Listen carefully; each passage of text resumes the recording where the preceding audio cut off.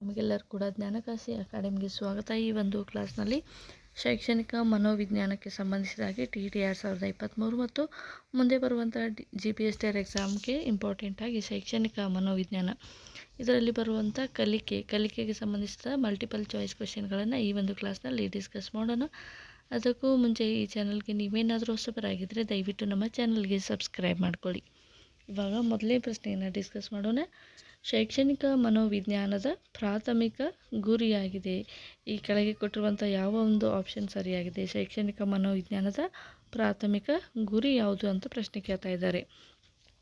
So ಇಲ್ಲಿ ಮೊದಲನೇದಾಗಿ option ಈ ರೀತಿಯಾಗಿದೆ: ಉತ್ತಮ ಶೈಕ್ಷಣಿಕ ಮತ್ತು ಅಭ್ಯಾಸಗಳ ತಿಳುವಳಿಕೆಗಳ ಕೊಡುಗೆ ನೀಡಲು. ಆಪ್ಷನ್ ಬಿ, ಮಗುವಿನ ಶಿಕ್ಷಣದಲ್ಲಿ ಅವರ ಪಾತ್ರದ ಬಗ್ಗೆ ಹೆಚ್ಚಿನ ಮೆಚ್ಚುಗೆಯನ್ನು ಶಿಕ್ಷಕರಿಗೆ ಒದಗಿಸುವಂಥದ್ದು. ಆಪ್ಷನ್ ಸಿ, ಪರಿಣಾಮಕಾರಿ ಬೋಧನೆಗೆ ಅಗತ್ಯವಾದ ಶೈಕ್ಷಣಿಕ ಹಿನ್ನೆಲೆಯನ್ನು ಒದಗಿಸುವುದು. ಆಪ್ಷನ್ ಡಿ, ಶೈಕ್ಷಣಿಕ ಸಂಶೋಧನೆಗಾಗಿ ಸೈದ್ಧಾಂತಿಕ ಚೌಕಟ್ಟನ್ನು ಒದಗಿಸುವಂಥದ್ದು. ಇಲ್ಲಿ ನಮಗೆ ಸರಿಯಾದ ಉತ್ತರ ಆಪ್ಷನ್ ಎ, ಉತ್ತಮ ಶೈಕ್ಷಣಿಕ ಅಭ್ಯಾಸಗಳ ತಿಳುವಳಿಕೆಯನ್ನು ನೀಡುವಂಥದ್ದು ಶೈಕ್ಷಣಿಕ ಮನೋವಿಜ್ಞಾನದ ಪ್ರಾಥಮಿಕ ಗುರಿ ಆಗಿದೆ ಅಂತ ನಾವಿಲ್ಲಿ ಹೇಳ್ಬೋದು. ಎರಡನೇ ಪ್ರಶ್ನೆ: ಮನೋವಿಜ್ಞಾನದ ಪ್ರಕಾರ ಎಲ್ಲ ಶಿಕ್ಷಣ ಉದ್ದೇಶಪೂರ್ವಕವಾಗಿರುತ್ತೆ. ಆಪ್ಷನ್ ಬಿ, ಕ್ರಿಯಾತ್ಮಕವಾಗಿರುತ್ತೆ. ಆಪ್ಷನ್ ಸಿ, ಉದ್ದೇಶಪೂರ್ವಕ. ಆಪ್ಷನ್ ಡಿ, ಸ್ವಯಂ ಶಿಕ್ಷಣ ಎನ್ನುವಂಥದ್ದು. ಇಲ್ಲಿ ಎ ಮತ್ತು ಸಿ ಎರಡುಗಳು ರಿಪೀಟ್ ಆಗಿದ್ದಾವೆ, ಹಾಗಾಗಿ ನಾವು ಇಲ್ಲಿ ಸರಿಯಾದ ಉತ್ತರವನ್ನು ಮಾತ್ರ ನೋಡೋದಾದರೆ ಮನೋವಿಜ್ಞಾನದ ಪ್ರಕಾರ ಎಲ್ಲ ಶಿಕ್ಷಣ ಏನಾಗಿರುತ್ತೆ? ಸ್ವಯಂ ಶಿಕ್ಷಣ ಆಗಿರುತ್ತೆ. ಆಪ್ಷನ್ ಡಿ ಇಲ್ಲಿ ಸರಿಯಾದ ಉತ್ತರ. ನೆಕ್ಸ್ಟ್ ಕ್ವಶನ್ ನಂಬರ್ 3: ಶೈಕ್ಷಣಿಕ ಮನೋವಿಜ್ಞಾನದ ಅತ್ಯುತ್ತಮ ವ್ಯಾಖ್ಯಾನವೆಂದರೆ ಬೋಧನೆ ಮತ್ತು ಕಲಿಕೆಯ ಅಧ್ಯಯನ ಎಂದು ನೀಡಲಾಗಿದೆ. ಈ ಒಂದು ಹೇಳಿಕೆಯನ್ನು ನೀಡಿರುವಂಥ ಮನೋವಿಜ್ಞಾನಿ ಯಾರು ಅಂತ ಕೇಳ್ತಾ ಇದ್ದಾರೆ. ಶೈಕ್ಷಣಿಕ ಮನೋವಿಜ್ಞಾನದ ಅತ್ಯುತ್ತಮ ವ್ಯಾಖ್ಯಾನ, ಅಲ್ಲಿ ಬೋಧನೆ ಮತ್ತು ಕಲಿಕೆಯ ಅಧ್ಯಯನ ಎರಡು ಎನ್ನುವಂಥದ್ದು ಶೈಕ್ಷಣಿಕ ಮನೋವಿಜ್ಞಾನ. ಇದನ್ನು ಹೇಳಿದವರು ಆಪ್ಷನ್ಗಳು ಈ ರೀತಿಯಾಗಿದ್ದಾವೆ, ಬಟ್ ಇಲ್ಲಿ ಸರಿಯಾದ ಉತ್ತರ option C, Charles E Skinner ಅವರು ಈ ಒಂದು ಹೇಳಿಕೆಯನ್ನು ನೀಡಿರುತ್ತಾರೆ. ಬೋಧನೆ ಮತ್ತು ಕಲಿಕೆಯ ಅಧ್ಯಯನವೇ ಶೈಕ್ಷಣಿಕ ಮನೋವಿಜ್ಞಾನ ಅಂತ ಸ್ಕಿನ್ನರ್ ಅವರು ಹೇಳಿರ್ತಾರೆ ಈ ರೀತಿಯಾದ ಹೇಳಿಕೆಯನ್ನು.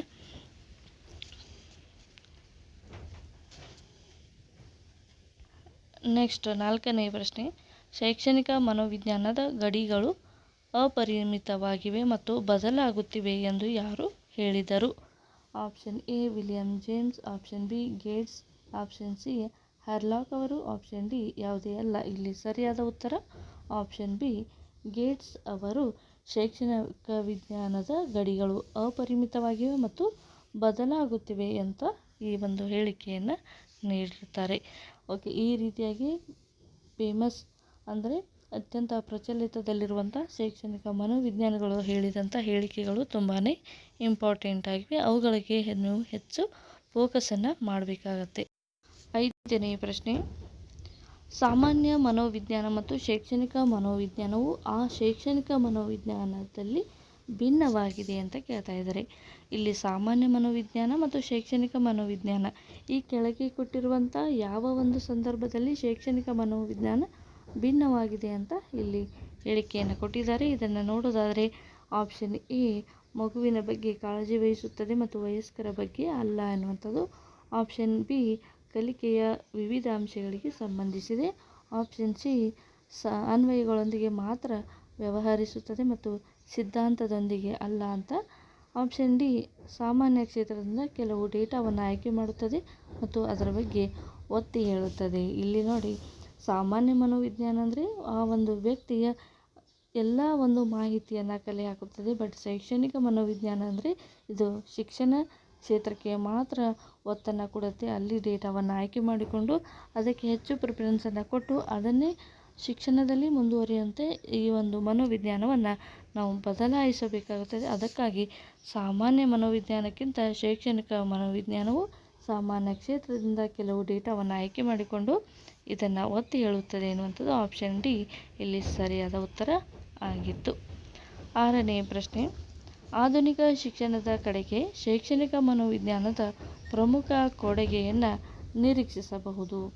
ಆಧುನಿಕ ಶಿಕ್ಷಣದ ಕಡೆಗೆ ಶೈಕ್ಷಣಿಕ ಮನೋವಿಜ್ಞಾನದ ಕೊಡುಗೆ ಏನು ಅಂತ ನಾವಿಲ್ಲಿ ಪ್ರಶ್ನೆಯನ್ನು ಮಾಡ್ಕೋದಾದರೆ, ಮೊದಲನೇದಾಗಿ ಆಧುನಿಕ ಶಿಕ್ಷಣದ ಗುರಿಗಳ ಸೃಷ್ಟೀಕರಣ. ಆಪ್ಷನ್ ಬಿ ಪ್ರಗತಿಶೀಲ ತತ್ವಗಳ ಮರುಮೌಲ್ಯಮಾಪನ. ಆಪ್ಷನ್ ಸಿ ವಿದ್ಯಾರ್ಥಿಗಳ ಬೆಳವಣಿಗೆಗೆ ಅವರ ಕೊಡುಗೆಯ ದೃಷ್ಟಿಕೋನದಿಂದ ಶೈಕ್ಷಣಿಕ ಅನುಭವಗಳ ಮರುಪರಿಶೀಲನೆ. ಆಪ್ಷನ್ ಡಿ ಶೈಕ್ಷಣಿಕ ಸಮಸ್ಯೆಗಳನ್ನು ಪರಿಹರಿಸಬಹುದಾದ ಸಂಶೋಧನಾ ತಂತ್ರಗಳ ಪರಿಷ್ಕರಣೆ ಎನ್ನುವಂಥದ್ದು ಇಲ್ಲಿ ಆಪ್ಷನ್ ಇದೆ. ಸೊ ಇಲ್ಲಿ ನಾವು ಸರಿಯಾದ ಉತ್ತರವನ್ನು ನೋಡೋದಾದರೆ ಆಪ್ಷನ್ ಡಿ ಇಲ್ಲಿ ಸರಿಯಾದ ಉತ್ತರ ಆಗಿರುತ್ತೆ. ಯಾಕಂದರೆ ಆಧುನಿಕ ಶಿಕ್ಷಣದ ಕಡೆಗೆ ಶೈಕ್ಷಣಿಕ ಮನೋವಿಜ್ಞಾನದ ಪ್ರಮುಖ ಕೊಡುಗೆ ಏನಂದರೆ ಶೈಕ್ಷಣಿಕ ಸಮಸ್ಯೆಗಳನ್ನು ಪರಿಹರಿಸಬಹುದಾದ ಸಂಶೋಧನೆಗಳ ತಂತ್ರಗಳ ಪರಿಷ್ಕರಣೆಯನ್ನು ಮಾಡುವಂಥದ್ದು. ಇಲ್ಲಿ ಸರಿಯಾದ ಉತ್ತರ ಆಪ್ಷನ್ ಡಿ ಆಗಿರುತ್ತೆ. ಈ ರೀತಿಯಾದ ಪ್ರಶ್ನೆಗಳು TET ಎಕ್ಸಾಮ್ನಲ್ಲಿ ಬರುತ್ತೆ. 7ನೇ ಪ್ರಶ್ನೆ, ಶೈಕ್ಷಣಿಕ ಮನೋವಿಜ್ಞಾನವು ಮನೋವಿಜ್ಞಾನದ ಶಾಖೆಯಾಗಿದೆ. ಮನೋವಿಜ್ಞಾನವು ಒಂದು ವಿಜ್ಞಾನವಾಗಿದೆ. ಪ್ರಾಯೋಗಿಕ ಮನೋವಿಜ್ಞಾನದ ಪಿತಾಮಹ ಯಾರು? ಸೊ ಇಲ್ಲಿ ಏನನ್ನ ಹೇಳಿಕೆಯನ್ನು ಕೊಟ್ಟಿದ್ದಾರೆ ನೋಡಿ. ಮೊದಲನೇದಾಗಿ ಶೈಕ್ಷಣಿಕ ಮನೋವಿಜ್ಞಾನವು ಮನೋವಿಜ್ಞಾನದ ಶಾಖೆಯಾಗಿದೆ. ಹಾಗಾದರೆ ಮನೋವಿಜ್ಞಾನವು ಒಂದು ವಿಜ್ಞಾನವಾಗಿದೆ. ಹಾಗಾದರೆ ಪ್ರಾಯೋಗಿಕ ಮನೋವಿಜ್ಞಾನದ ಪಿತಾಮಹ ಯಾರು ಅಂತ ಕೇಳ್ತಾ ಇದ್ದಾರೆ.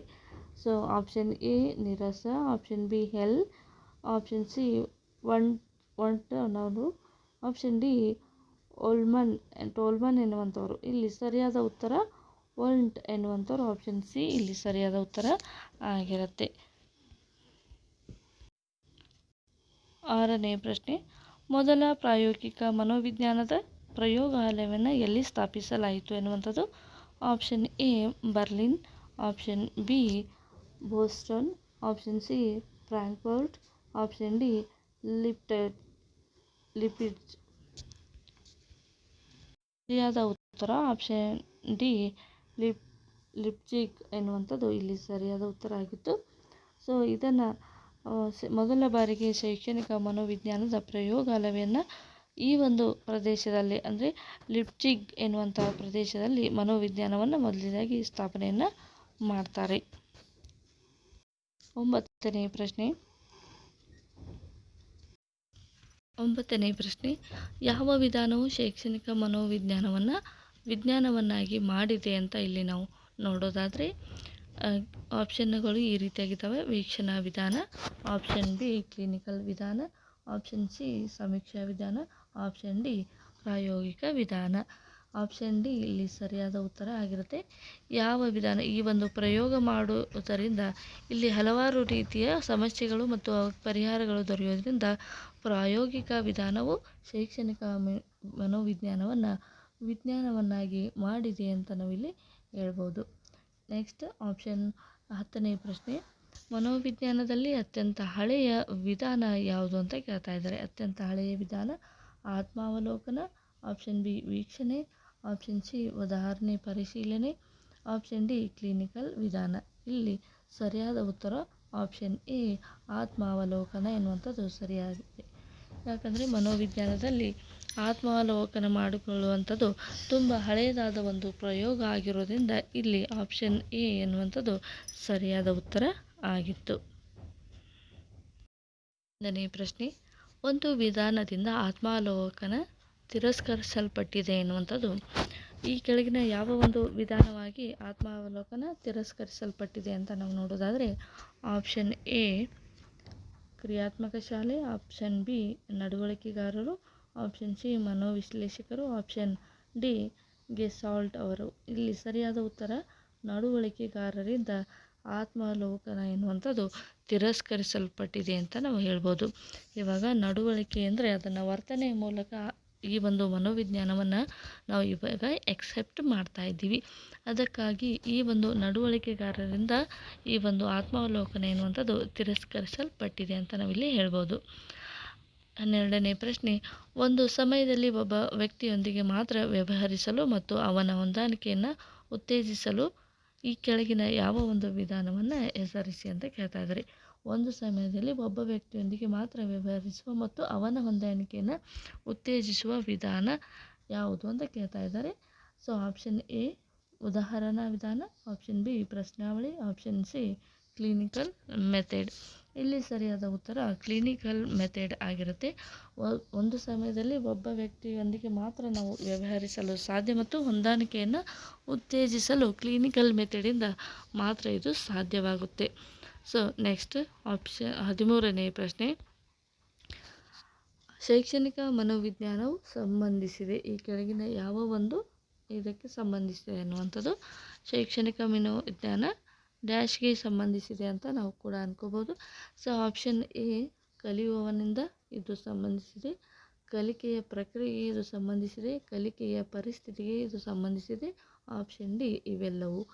ಇಲ್ಲಿ ಸರಿಯಾದ ಉತ್ತರ ಆಪ್ಷನ್ ಡಿ ಆಗಿರುತ್ತೆ. ಯಾಕಂದರೆ ಶೈಕ್ಷಣಿಕ ಮನೋವಿಜ್ಞಾನವು ಕಲಿಯುವವನ ಮೇಲೆ ಡಿಪೆಂಡ್ ಆಗಿರುತ್ತೆ, ಕಲಿಸುವ ಪ್ರಕ್ರಿಯೆ ಮೇಲೆ ಡಿಪೆಂಡ್ ಆಗಿರುತ್ತೆ, ಕಲಿಯುವಂಥ ಪರಿಸ್ಥಿತಿಯ ಮೇಲೆ ಕೂಡ ಡಿಪೆಂಡ್ ಆಗಿರೋದ್ರಿಂದ ಆಪ್ಷನ್ ಡಿ ಮೇಲಿನ ಎಲ್ಲವೂ ಅಂತ ನಾವಿಲ್ಲಿ ಹೇಳ್ಬೋದು.